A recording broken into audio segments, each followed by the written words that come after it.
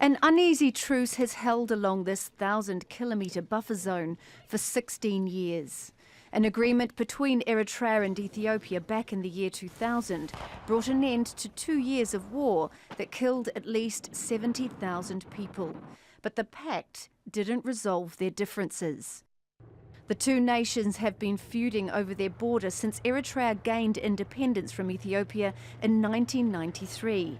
Many, including the UN, fear this outbreak of fighting is threatening this fragile peace. Eritrea says its rival fired the first shots, but Ethiopia has levelled the same accusation. It was a function of our frustration as a result of so many provocations. But that last shot by Eritreans was the last straw, as it were. So I'm not saying it was us who shot the first salvo. It was the Eritreans who did it. Both countries have a long history of trading accusations, of attacks and of backing rebel groups. Ethiopia hasn't accepted the decision of a border boundary commission that handed over the hotly contested town of Badme to Eritrea.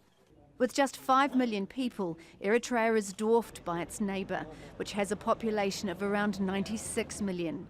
That perceived threat is part of Eritrea's justification for open-ended compulsory military service for hundreds of thousands of its people. Our land continues to be occupied. There is continued threat from Ethiopia, so we have no alternative but to prolong the national service. The Commission has concluded that Eritrean officials have committed crimes against humanity.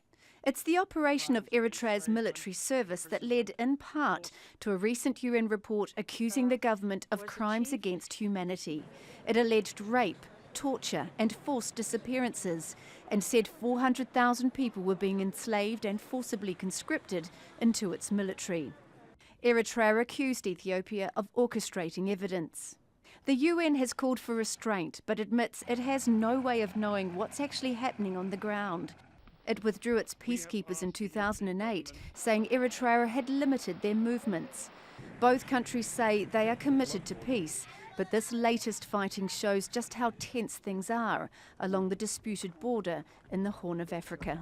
Mereana, Al Jazeera.